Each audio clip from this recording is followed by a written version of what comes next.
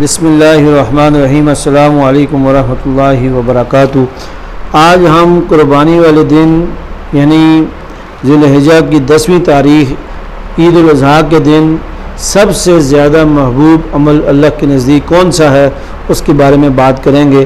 حضرت عائشہ رضی اللہ تعالیٰ عنہ سے روایت ہے کہ رسول اللہ صلی اللہ علیہ وسلم نے ارشاد فرمایا کہ ذی الحجہ کے 10ویں تاریخ یعنی عید الاضحیٰ کے دن فرزند آدم کا کوئی عمل اللہ تعالیٰ کو قربانی سے زیادہ محبوب نہیں ہے، اور قربانی کا جانور قیامت کے دن اپنے سینگوں اور بالوں اور کھروں کے ساتھ زندہ ہو کر آئے گا، اور قربانی کا خون زمین پر گرنے سے پہلے اللہ تعالیٰ کی رضا اور مقبولیت کے مقام پر پہنچ جاتا ہے۔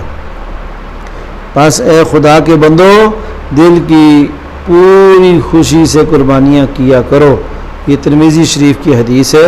اس کے اندر ہمیں آپ صلی اللہ علیہ وسلم نے ایک محبوب عمل کے بارے میں بتایا ہے کہ ذی الحجہ کی 10ویں تاریخ یعنی عید الاضحیٰ کے دن سب سے محبوب عمل اللہ کے نزدیک اگر ہے تو وہ قربانی ہے، تو اس لیے قربانی لازمی کریں، اور اگر ویسے آپ کے پاس نہیں ہے اور کہیں سے ملنے کی امید ہے یا قرضہ لے کے آپ واپس ادا کر سکتے ہیں تو تب بھی آپ کریں تو آپ کو ثواب ملے گا۔ ہاں، اگر آپ واپس ادا نہیں کر سکتے تو قرضہ لے کر قربانی کرنے کی ضرورت نہیں ہے۔ بعض عبادتوں کا بعض دنوں میں خصوصی اجر و ثواب ہے۔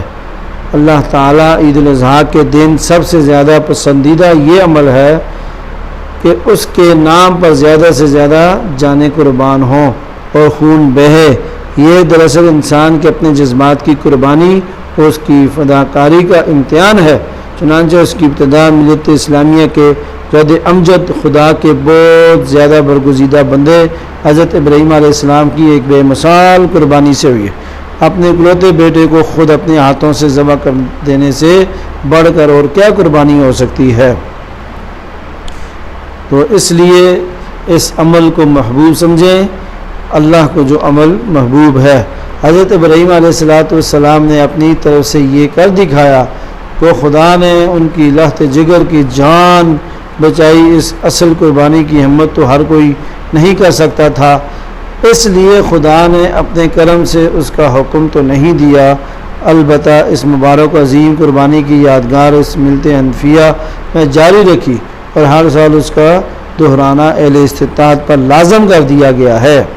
جو استطاعت رکھتا ہے وہ ہر سال قربانی کرے گا، اس کے اندر کوئی ہیر پھیر نہیں کرنی چاہیے، دل کھول کر قربانی کرنی چاہیے۔ اللہ پاک اس کا بہت ثواب عطا فرمائیں گے۔ اللہ سے دعا ہے اللہ تعالی ہمیں دل کھول کر دل کے اخلاص کے ساتھ ہمیں قربانی کرنے کی توفیق نصیب فرمائے۔ آمین والحمدللہ رب العالمین۔